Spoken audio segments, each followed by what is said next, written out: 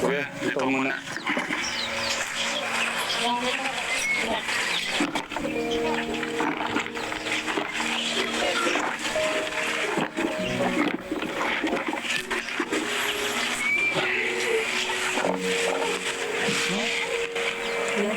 Hindi, kailangan mo magsalita.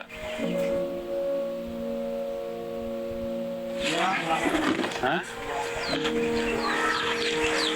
Hindi ka magsasalita? Wala? Hindi, paliwanag mo ano yung dahilan nga. Hindi ka maririnig. Hindi ka nga maririnig. Kung ayaw mo, isa na lang, ayaw? Palalagay mo ano? Kailangan kang marinig. Okay. Gusto ko... Ayaw kong magaling sa akin yung mga ano eh. Ayaw kong masaktan yung damdamin mo. Pero sabihin mo, sa tingin mo, ano yung pagkukulang ko ba? O ano yung dahilan ng mga nangyari? Ba't ka nauwi dito?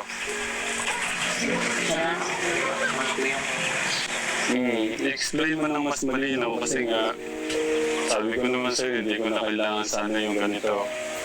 Pero may mga nagtatanong.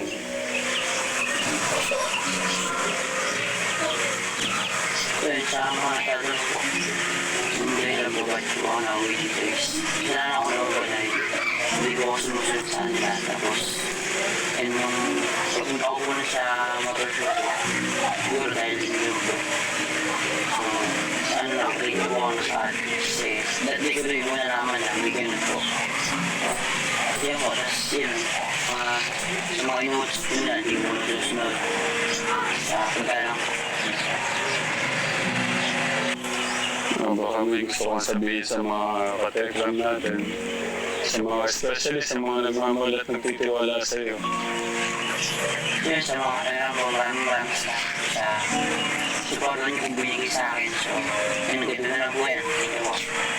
Sa pagmamahal niyo po. Gusto mong malaman gano'ng kasama yung loob mo sa akin.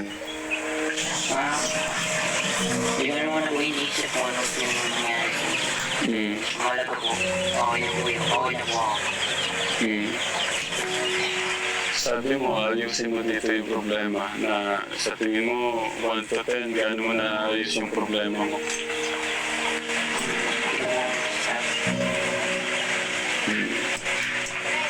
Kukunin ko na rin itong pagkakataon na to na humingi ng tawad o pasensya kung sa tingin yung may pagkukulang po ako o pagkakamali sa kanila. Pero sa tingin ko naman po, ginawa ko po yung best ko para sa kanila. At ayaw ko lang po yung ang kinakatakot ko lang po talaga lately, yung meron pong mangyari sa kanila, ma-aksidente sila na nasa poder ko. Kasi nga, wala na po yung pagsunod eh. Wala nang pagpapaalam. Respeto po ba? So, nakapagpasya po tayo, napatawag nga ako si nanay. Tapos, parang ang mawala na lang sa, alam niyo yung siyempre siguro sa paulit-ulit na ng mga pangyayari, parang bilang sang ama, parang na, di ba, sakit din po na hindi na nakikinig sa'yo. Ayaw din naman po talagang pagsisiyan yun habang buhay na baka ano nga mangyari sa kanya, eh, ako po sisihin niya lahat or sila nanay.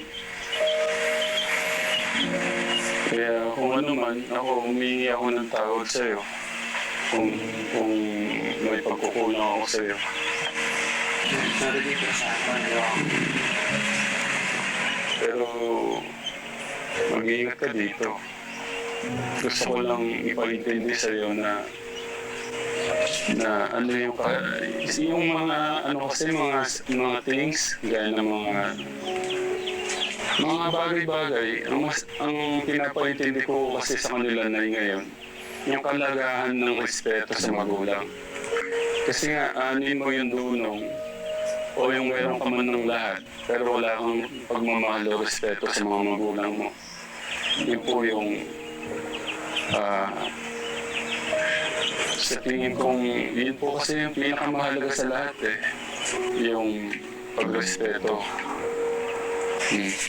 Gaya nun, pinalagay ko lang po yung mic.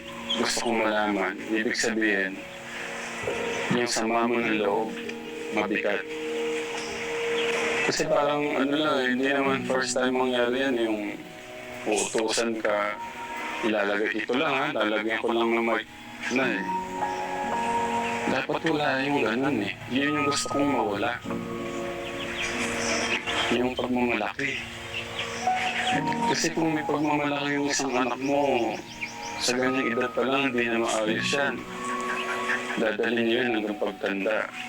Hindi yan makakabuti sa inyo. Tsaka sino po masusunod? Diba dapat magulang? Ipapahamak pa namin kayo.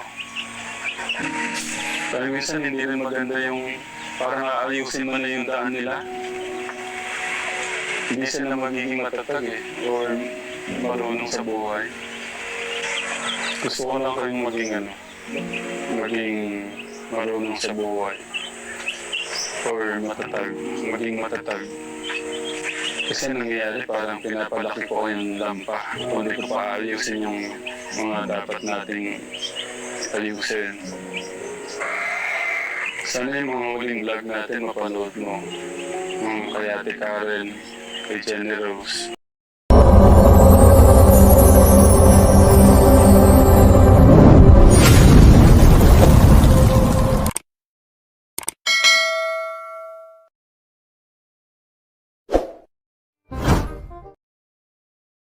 Good morning, good afternoon, at good evening kung saan man po tayong mga bansa. Again, this is me as 26 Vlog.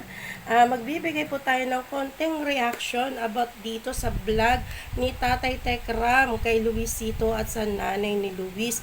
Na dito nga ay nakita natin na medyo nagkaroon ng konting pagbabastos kay Tatay Ram si Luis na ayaw magpalagay ng mic at ito ay hinawi. Siguro dahil ang bata ay nahihiya na, dahil siya ay binata na, kaya ganun siguro ang naging sistema. Siguro dahil nahihiya siyang humarap sa tao o sa mga nagmamahal sa kanya. Hindi niya alam siguro kung paano siya magpapaliwanag sa mga nangyayari. Pero dito guys, sa vlog na to, nakita ko naman na meron namang pagsisisi, no? May pagsisisi at humingi ng tawad si Luis kay Tatay Ram niya. At dito rin naman sa vlog na to ay mapapanood din natin na humingi rin ng paumanhin si Tatay Ram niya kung siya may nagkaroon ng pagkakamali o pagkakasala kay Luis, kung minaltrato man sila o hindi. Pero sabi nga ni Luis, hindi naman daw, no? Wala naman daw ganung eksena na pagmamaltrato o pag-aabuso sa kanilang kabataan. Pero dahil nga sa mga pangyayari kay Dave, ay medyo nakukumpiyos siguro, no? Nakukumpiyos talaga si Tatay Ram kung ano nga ba naging dahilan o ano ba ang dahilan ba talaga bakit nagkaganon silang dalawa ni Dave. Pero dito talaga nakikita ko pagkakaroon ng walang paggalang na, no? At isa pa dahil nga nagbibinata na sila, at alam niyo naman guys, ang mga binata o mga nagbibinatang kabataan, kahit na batang babae, medyo nahihiya na.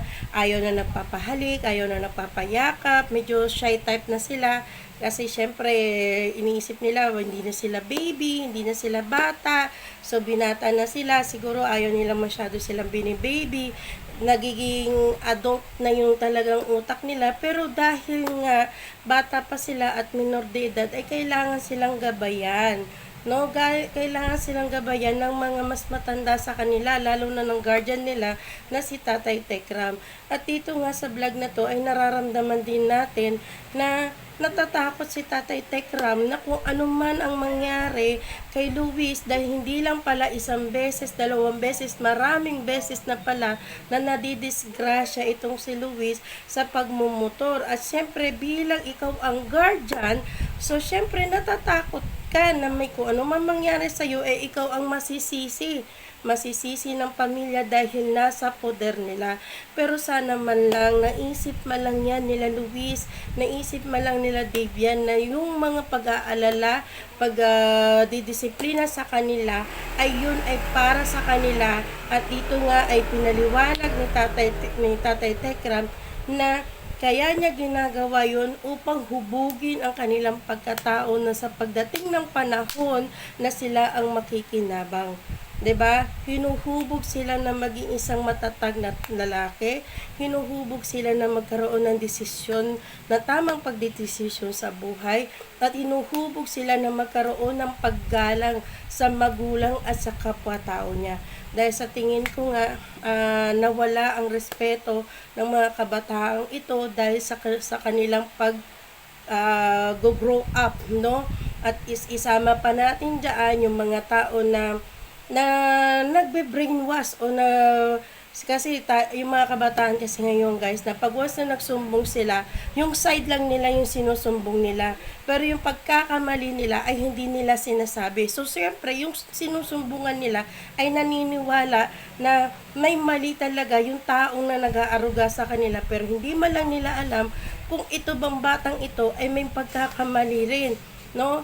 Yun ang tinatawag na one-sided. Dapat talaga ito talaga sa nangyari na to, nakikita natin na naging irresponsible din yung mga taong tumutulong o nagbibigay tulong sa mga yan, lalo na kay Dave na lagi na lang pera ang binibigay.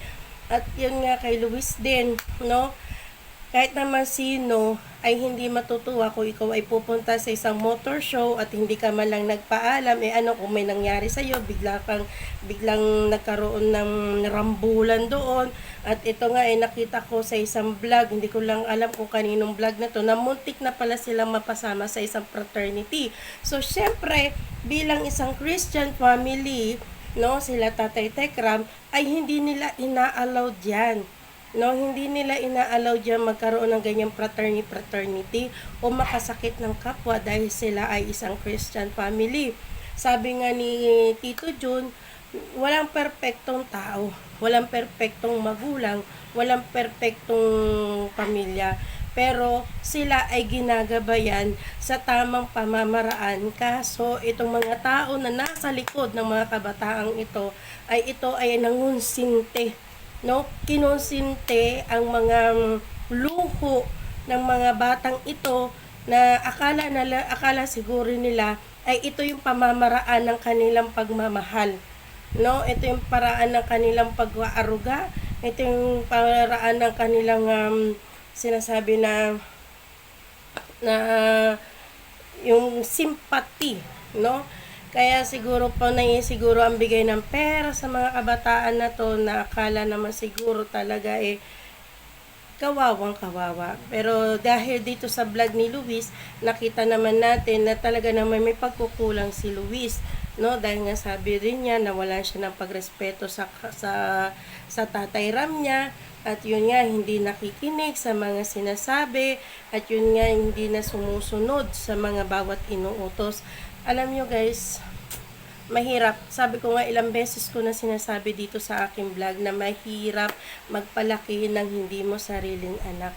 Lalo na pa kaya ay kahit na siguro sarili mong anak mahirap disiplinahin. Lalo pa kaya kung hindi mo sariling anak, mahirap magdisiplina, no? Lalo na gusto mo lang naman maging responsable, maging magalang. Kahit naman sino kahit ako nanay ako, gusto ko yung mga anak ko matutong rumespeto sa kapwa-tao niya. Hindi lang sa akin, syempre dapat din sa mga lola nila, sa mga tito nila, o sa kahit na sinong tao, no, maging magalang. Kasi sa pagtanda mo, yan ang dadalhin mo. Sabi nga ni Tatay Tekram, kahit na anong meron ka sa buhay mo, magagarang damit o sasakyan, mga bagay na kung ano-ano, at dunong, kung wala ka namang respeto sa kapwa mo, ay useless talaga yon. Kaya dapat lang naman talaga na nakikinig sana, no? Nakikinig sana sila Luis at nakikinig sana sila Dave sa bawat pagdidisiplina sa kanila. At kung mayroon nga naman talagang dapat na mali, dapat sinasabi din nila, ino-open din nila sa Tatay Tekram nila o kay Tito Jun nila na medyo ano na po ito, yung medyo ano na ho yung ginagawa o pasensya na ho kasi para ho akong nasasakal, di ba? Na pwede po ba na ako po muna uuwi sa pamilya ko, uwi po ako sa nanay ko, ganun. Dapat talaga natutong magpaalam, no? At dito rin sa vlog na to pala guys ay humingi ng pasensya ang nanay ni Luis dahil nga sa naging asal ng anak niya at nahihiya din ang nanay ni Luis sa nangyari, no? Dahil syempre, ipinagkatiwala niya si Luis kila Tatay Tekram pero ang nangyari ay hindi pala ganun ka-obedient yung anak niya. At sana sa pagtira ni Luis sa pamilya niya, sa totoong pamilya niya, matutunan niya ang pagpapahalaga ng buhay, matutunan niya ang pagpapakumbaba, matutunan niya ang pagrespeto, no? At magpasalamat na lang din siya dahil sa kabila ng lahat ay nandun pa rin ang Tatay Tekram niya upang gabayan siya sa pag-aaral niya. At kung ano man ang merong ibibigay siguro sa kanya ng mga sponsor ay ihahatid yun sa pamamahay nila upang makuha ni Luis yung mga benefits na ibibigay ng mga sponsor kay Luis. At pasalamat pa rin si Luis dahil sa kabila ng lahat ay meron siyang chance na makabalik uli sa bahay ng Tatay Tekram niya. 'Di ba? Masarap na maraming nagmamahal. Masarap na maraming nag-aaruga. Masarap na maraming nagdidisiplina sa iyo dahil sa pagdating ng panahon, hinuhubog ka nila na maging isang mabuting tao. Pero yun ay hindi nakikita ng mga batang ito. Pero sana naman, no? Sana naman. At lagi kong sinasabi nga doon sa mga tao na nang brainwash o sa mga tao na nakapalibot o nakaikot sa mundo ni Dave ngayon, no? Sana man lang, no, na naging maganda ang inyong paghubog sa bata na yan. Maging maayos at higitan ninyo pa ang pag-aalaga, pagdidisiplina na ginagawa ni Tatay Tekram niya. At sana naman din ay hindi magsisi si Dave sa huli, no? Sana hindi siya magsisi sa nangyayari. Kasi sabi ko nga dito, medyo may pagkakamali rin si Dave, pero mas more na merong pagkakamali yung mga tao na hindi dinisiplina si Dave, kundi kinonsinte. Kasama na dyan yung nanay niya, no? Yung nanay niya. Pero sana naman lang, naisip man lang talaga nila na kung hindi nadampot ni Tatay Tekram si Dave, asan si Dave ngayon? Ano na ang pamumuhay ni Dave ngayon?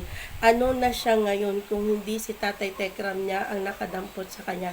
Yun man lang, no? Yun man lang. Naisip man lang yan. Yes, masakit yung mga naririnig natin o nababasa natin na walang utang na loob. But that is reality. And that is the consequences na matatanggap at naririnig ni Dave dahil sa nangyari. At hindi nyo dapat gawing na issue. Bagkos, no, ituro nyo kay Dave ang magpakumbaba at humingi ng tawad. Katulad ng ginawa ni Luis na humingi ng tawad kay Tatay Tekram niya. Ayan, again guys, dito na lang po ang aking reaction. Maraming salamat po sa inyong lahat at hanggang dito na lang po. Salamat po sa panonood at hiniram ko tong maiksing video na to para sa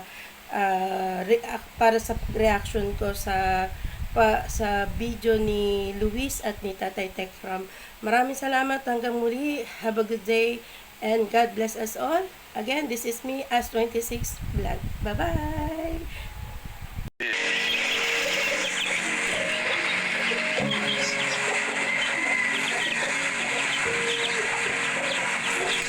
Wala ako nang gusto sabihin.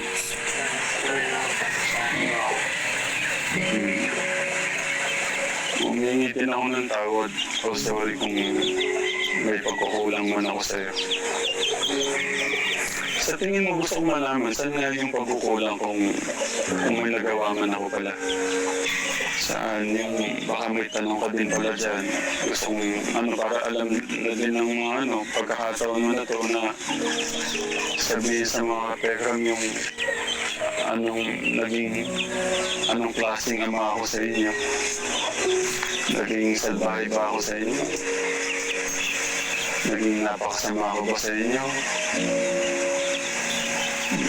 Iyan mo din, baka kasi naging salbahe ka kasi, naging masyado kang maligpit.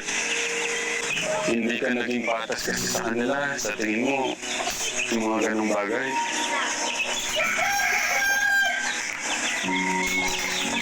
Baka pwede mong ipaliwanag sa kanila. Paano akong naging magulang sa inyo? Para lang maintindihan nila. Gano'n ako naging kasalbahe sa inyo. O kasama sa inyo. O kalupit. Para malaman lang namin din.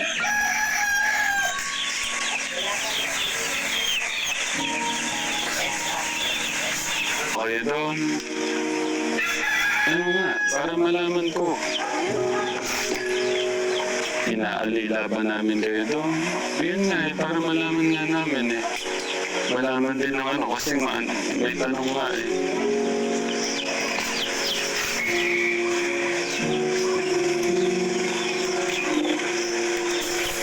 Naglalampaso ka ba doon? Sa bahay? Kakayanin naman dito? Maganda yung papupuntahan niyo ni kuya niyo, wala man kayo sa tabi ko. So kayong magsawang mangarap, huwag niyong kalimutan yung hirap. Kung ano yung kahirapan ng pinagdadaanan natin ngayon. Tanggalin niyo muna yung mga ganyan sa isip. Focus sa pag-aaral dapat Parang itinutuwid mo lahat ng mga mali. Pagka nasermonan mo, tatakbo kung saan sila makakagawa ng kung saan yung magagawa ko nila yung gusto nila. Ano naman na si Kuya Luis, mabait na bata naman. Ang ayaw ko lang talaga sa kanya yung nga lang kasi mangot lagi, pag-gising, parang wala bang gana sa buhay. Pagka nasabihan mo, yun. Pero, yan tanggap na namin Yun nga yung hindi ko kakayanin, yung mga aksidente siya na baka ako sisihin ng lahat. Tsaka may pinanggagalingan bago yung love nyo. At kailangan ko din, kasi marami akong nagtatanong at kailangan kong i-open yung ganito para na rin sa mga nagtitiwala sa amin. Kasi ang hirap din naman na hindi ko ipapaliwanag o i-share ko sa inyo. O sabihin nyo, gano'n na lang basta-basta. Kung maramdaman ulit yan bago kami umalis.